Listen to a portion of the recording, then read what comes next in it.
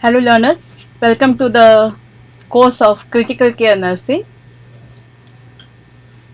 This course is designed to facilitate the attainment of advanced knowledge that is evidence-based and inclusive of new technology in care of high level of acuity and complexity.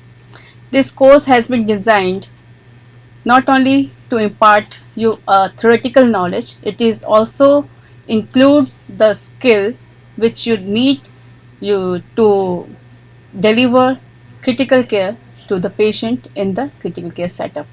So let's start with the module 1, Foundation of Critical Care Nursing, and the first lecture is Care of Critically Ill Patient. You know that critical care requires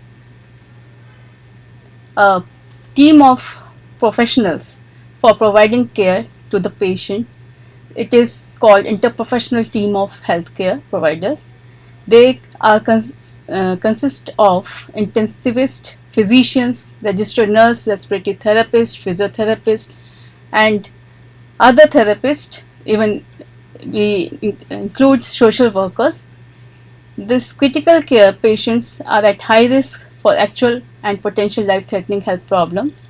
So the nurses, those who are working in the care of critical patients, they need to have a body of knowledge which helps them to take decisions which promptly for the patient.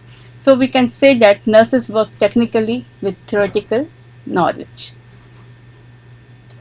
What the role the critical care nurses play, let's see.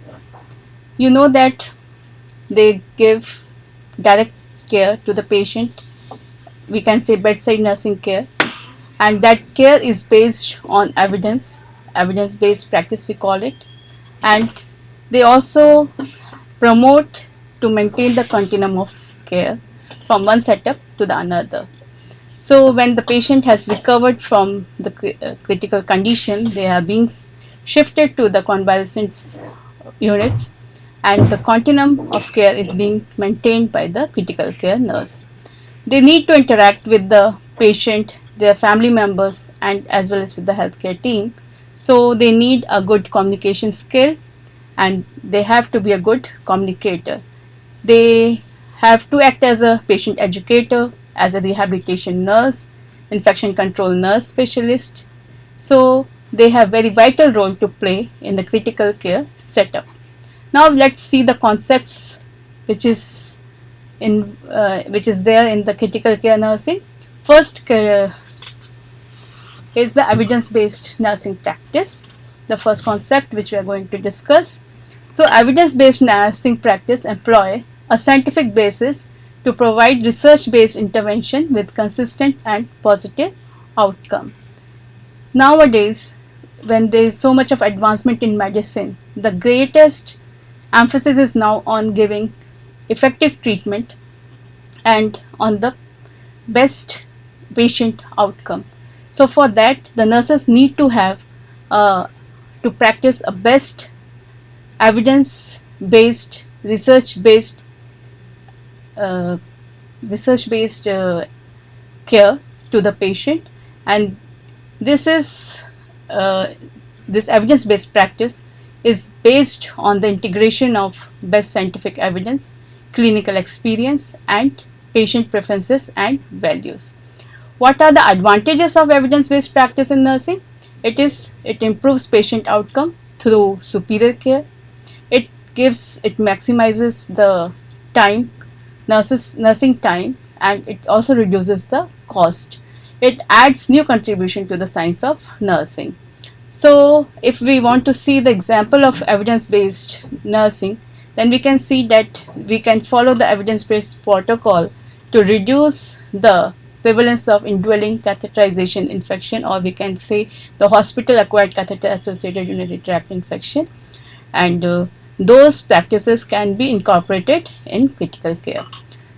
Next concept which is there in critical care is holistic. So in a high technology driven critical care environment, is fast-paced and directed towards monitoring and treating life-threatening changes in patients' condition. For this reason, attention is often focused on technology and treatment necessary for maintaining stability in the physiological function of the patient, and least emphasis on caring component of nursing. So there is a need to move from high-tech to touch therapy. Earlier, the therapeutic touch was very much in practice in nursing, but nowadays it is being, because of I mean to say, because of high technology driven critical care environment, it is being minimized. We are more focused on the taking care of the physiological status of the patient, to see the stability of the patient, and we forget uh, to to have compassion, the component which is one of the component of nursing. We have just forgotten the compassion element of the care. So it is now a demand or of the hour that one should have this compassion for the patient, because with the compassion only you can give a holistic kind of care to the patient, which include psychological, physiological, mental, spiritual, social elements of the care. So if we want to see what holistic care include, then it is the physical, the spiritual, the social, and the psychological aspect. So not only the patient is considered as a patient, we have to consider the patient as a whole, and that is the holistic care. Now we come to the another concept, that is individualized care. Individualized care is as is an important aspect in the care delivery, which recognizes the uniqueness of each patient's preferences, conditions, and physiological and psychological status. So, individual is considered not as a patient, but it has to be valued as a person. And for giving individualized care, we need to have a background knowledge of the patient. What is his cultural background, from which ethnic group he is, what is his uh, educational background, everything we should know, so that we can plan the care accordingly and can give a individualized care. You know, if the patients of the same diagnosis are being admitted in the care, in the unit, we are not giving the same care to all the patients. There is individual difference. So we have to take care of the individual individually. We can say that it is important for family to be included in the care decisions and to be encouraged to participate in the care of patient as appropriate to the patient's personal level of ability and needs. So for giving individualized care, it is very important to include the family members who knows the patient completely, as they are with the patient from the start of their life, and they know the likings, the preferences. So those can be incorporated while giving care to the patient. Now we come to the another concept which is nowadays having more uh, importance, emphasis, and it's gaining more emphasis in today's world, that is cultural care. So you know that with the increase in the technology, the interfaces with the places and people has occurred. There is more accessibility to one place to the another place. One can easily move, and with that there is diversity, there is cultural diversity in the particular geographical area. So our care now, it has to incorporate the cultural diversity, and for that, you need to have a cultural competence.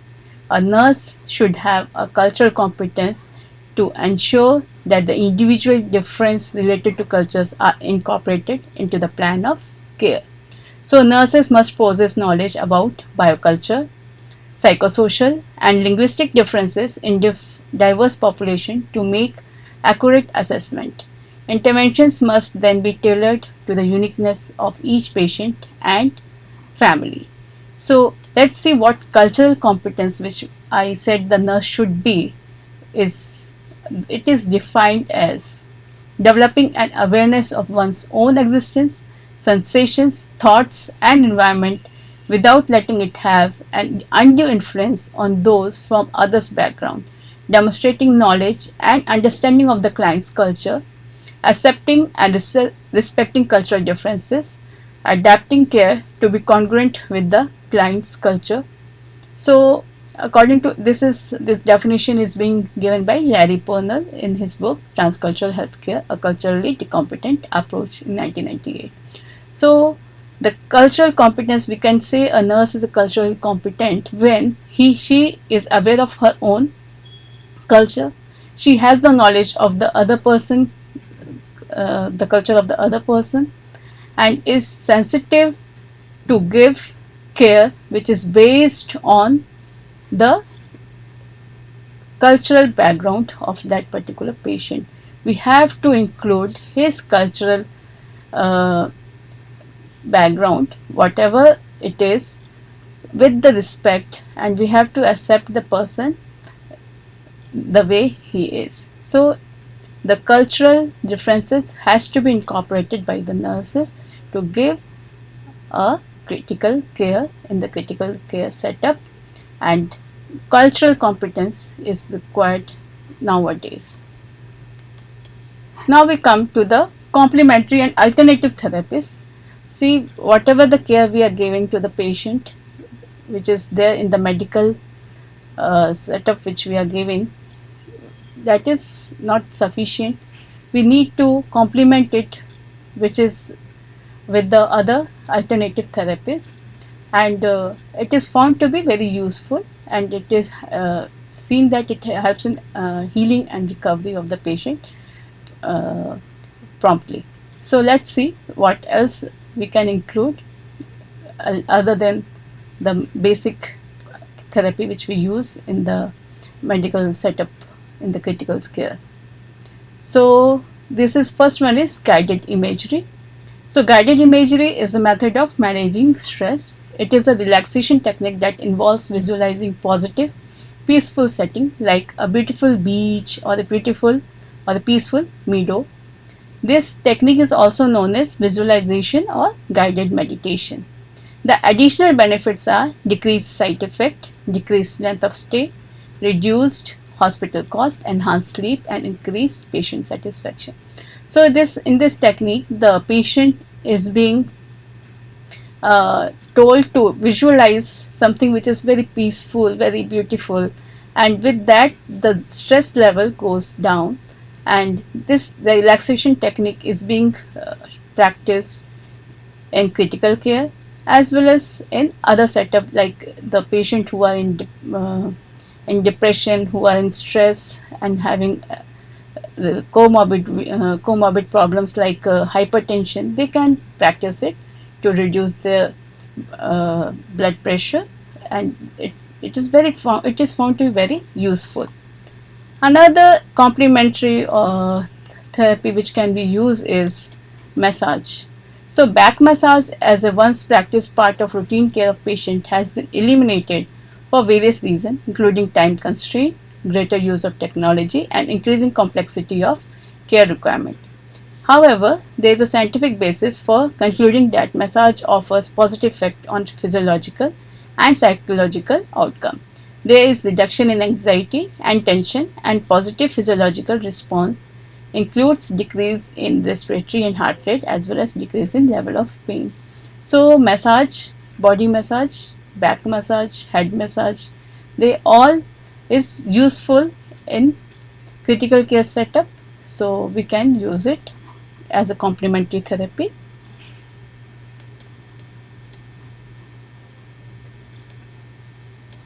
Now we come to another therapy which is gaining popularity nowadays in developed countries, not in our country. It is animal assisted therapy. The use of animal has increased as an adjunct to healing in the care of patients of all ages in various settings. Pet visitation to healthcare setting provides additional solace and comfort for patients who are critically or terminally ill. Fish aquariums are used in patient areas and family areas because they humanize the surrounding. Scientific evidence indicate that animal-assisted therapy result in positive patient outcome in areas of attention, mobility, and orientation, and other reports have shown improved communication and mood in patient. So nowadays, the pets are being taken to the healthcare setup where the patients are conscious and they just love to have their pets at their bedside, and they it is being observed that there is improvement in the outcome of the patient. They recover more. uh, I mean to say the time is reduced for their recovery. So it can be used as adjunct method for patient care. Now let's see technology in critical care, how the technology is helping us. Technological advances in healthcare gives ICU nurses more detailed and relevant patient information. We are using patient monitoring, cardiac monitors are there. We have pulse oximeters. There are so many devices on the bedside of the patient which is being used for the detailed and relevant patient information. It helps to reduce the time, and that time can be incorporated for the giving care to the patient. So with the help of emerging technology, ICU nurses will gain even more accuracy, efficiency, and insight into the patient's condition at any given moment. With technology, the nurses are being able to monitor the patient with more accuracy and with more efficiency, and it is helping them for the better care of the patient. So all providers are challenged to learn new equipments, monitor devices, and related therapies that contribute to care of services, take care and services. So all nurses are required to know, with those who are working in critical care, they should know how to operate the monitors, cardiac monitors, how to attach the monitors with the patient, how to take care of sensors which we or the probes which we use uh, in for the patient monitoring. So they should be equipped with all this knowledge. And now the new concept of tele ICU is also coming up. So those who are in remote areas, they are also getting facilitated with the critical care through tele ICU.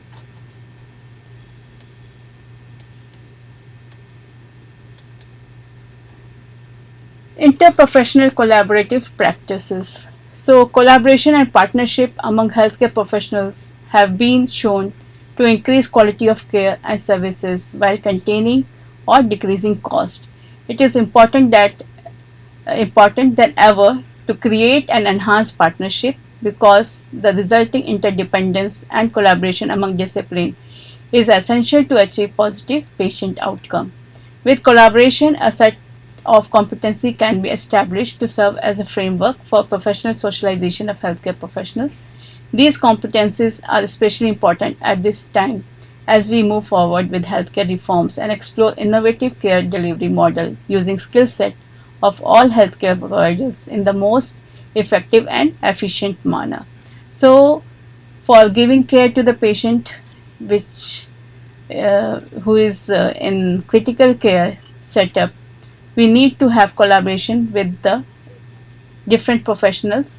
They can be a physiotherapist, they can be a nutritionist, they can be social worker, they can be a physician, they can be a surgeon. So they all work together for imparting quality care to the patient, and this collaboration need to have some standards so that they can make collaborative decisions for the betterment of the patient. So what all interprofessional care management tools we can use is algorithm. This is one of the flowchart which is used for decision making. Uh, so it is a stepwise decision making flowchart for specific care processes. Algorithm guide clinician through the if-then decision-making process, addressing patient response to particular treatment. So we have seen that Association of Health American Heart Association, they have given algorithm of ACLS, BLS. So those are the example of algorithm. Another tool which is used by the interprofessional care uh, for the interprofessional care management is practice guideline. A practice guideline is usually created by an expert panel and is developed by a professional organization. And the example is AACN. Practice guidelines are generally written in text prose style rather than in flowchart format of algorithm. So it is a protocol, it is a kind of guideline which is being prepared by a professional organization, and it is helpful for the nurses to just they have to see the practice guideline, and they have to incorporate for the patient care. So it is not in the form of flowchart, but it is in a form of prose. That's the only difference between the practice guideline and algorithm. Another tool is protocol. So protocol is a common tool in research studies. Protocols are more directive and rigid than guidelines, and providers are not supposed to vary from the protocol. The patients are screened carefully for specific entry criteria before being started on protocol. So like example is the protocol for chemotherapy. First you have to see whether the patient is qualifying for that protocol or not, and they have to screen, and if they are eligible for undergoing that protocol, then only they are being given that protocol is being followed for the patient. So it is more rigid than guideline and other form of management tool. Another one is order sets. An order set consists of pre-printed provider order that are used to expedite the order processes after a standard has been validated through analytic review of practice and research. It increases compliance with existing practice standard. They can also be used to represent the algorithm or protocol in order format. We have seen for the COPD patient, if we want to start oxygen therapy, then there is a standardized order set which is being used for the patient of COPD. So what it is a pre-printed, already there is a list of order which is in the printed form, and that can be used for starting the oxygen in COPD cases. So now let's see the quality, safety and regulatory issues in critical care. So for um, ensuring quality and safety, we need to know what kind of environment it is. So we have seen that critical care environment is not a simple environment. It is very complex, and the chances of having error is very much high. So why these errors are there, it is because the patient is very vulnerable. they they are not in a state where they can have they most of the time they are unconscious, I would like to say. So whatever the care is going on in critical care, it has to be quality. It has to be a quality care. So for ensuring that, we should know that the patient is vulnerable because of his compromised physiological status. Multiple technology and pharmacological interventions are going on, and there are multiple care providers. There is a team of professionals, those who are taking care of, and there are chances of commitment of errors. So to ensure quality, let's see how we can remove or we can stop the error. So let's see first what kind of errors are there in critical care. There are medication error. The cause is stress, high workload, knowledge deficit, performance deficit, frequent interruption, communication problem. In one of the study, it is being seen that because of frequent interruption, the nurses uh, they they are prone to have this medic they to have this medication error. So what is being seen that when the interruptions are being reduced, then they have seen that there is an improvement and there was least medication error is being occurring in that particular setup. So this frequent interruption, when if somebody is doing something, if is she is doing the medication, she is administering the medication, somebody interrupts them, then there is chances that they may create the error. So it has to be minimized. So these are, if we know the causes, we can have a way to find the solution for it. So these are the causes for medication error. Another error is because of technology. We know that technology helps in in uh, in the giving solution to the problems, is helpful to reduce the error. They are giving more when we are monitoring. We are using technology for monitoring the patient physiological functions. Then it is helpful, but they are also potential cause for error. So if it is very much required that whatever the technologies is being used, it should be used effectively and with accuracy. So like bedside monitoring devices, computerized medical records, computerized physician order entry, these are the some of the technologies which is being used in critical care. So we have to ensure that it is being used effectively and with accuracy. If it is not being used with the if it is not accurate, then what will happen, that whatever the care which we are planning, it may be on the wrong reading or the wrong parameter, and the patient is going to suffer. So for the patient safety, the WHO has planned a global patient safety action, which is from 2021 to 2030. So it is being planned by the World Health Assembly in 2019, and they have urged the member states and, where applicable, regional economic integration organization inter alia to recognize patient safety as the health priority in health sector policies and program. We have seen that in the critical setup, they are the patients are more prone to have a fall. They have more prone to have medication error. They are prone to have a medical device error, to face the problem related to medical device. So there are so many things which has to be taken care of, and for that the WHO has taken the initiative, and they have made this global patient safety action plan. And at the level of our country, or in India, there is regulation which is being made by the Ministry of Health and Family Welfare, Government of India, which has taken the initiative for the patient safety by introducing National Patient Safety Implementation Framework, that is 2018 to 2025, and PSIF, which position patient safety as fundamental element of health care. So what patient safety is, it is a fundamental element of healthcare and is defined as a freedom for a patient from unnecessary harm or potential harm associated with provision of healthcare.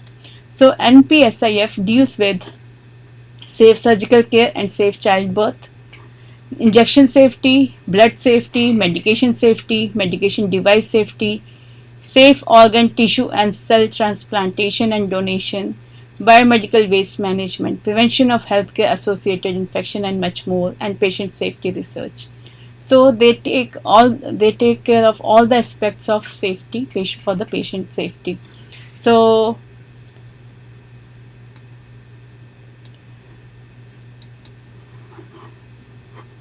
now we come to the healthy work environment. As you know that for better care, for giving uh, quality care to the patient, we require a good and healthy health work environment, which is away from medical errors, suboptimal safety monitoring equipments, ineffective communication, and there should not be an increased conflict or stress among care providers. If these are minimized, then we can have a healthy work environment. So AACN has formulated standard for establishing and sustaining healthy work environment. The intent of standard is to promote creation of environment that will have a positive impact on nursing and patient outcome. We can see in this figure it is being given by AACN, which this healthy work environment, it includes authentic leadership, meaningful recognition, appropriate staffing, effective decision making, true collaboration, and skilled communication. So, in healthy work environment, the nurses have a authentic leadership. They have, whenever they are doing something good, they need to be recognized. It helps in the motivation of the health personnel to do better, and if the staffing is appropriate, then we have ample of time to give better patient care. If we have a good team, a healthy work environment, then there's chances that we have a effective decision making, and with the effective decision making we can have a patient good or better patient outcome. There is true collaboration among the health team members, and there should be a good communication or skillful communication between the members of the health team and with the patient, with the family. If we have such environment, it is going to impact the clinical excellence of the nursing and the optimal patient outcome. So the healthy work environment play a important role in giving in enhancing the level of care that is being provided in the critical care setup. So we come to an end of this unit. A nurse is one who opens the eyes of the newborn and gently closes the eyes of a dying man. It is indeed a high blessing to be first and last to witness the beginning and the end of life. So we are being a nurse, we are very fortunate to be chosen by a God to play the role of a facilitator, an educator, and collaborator and manager as manager. So we are playing a vital role in the continuum of care of the patient the, from the start of life to the end of life. With this, thank you.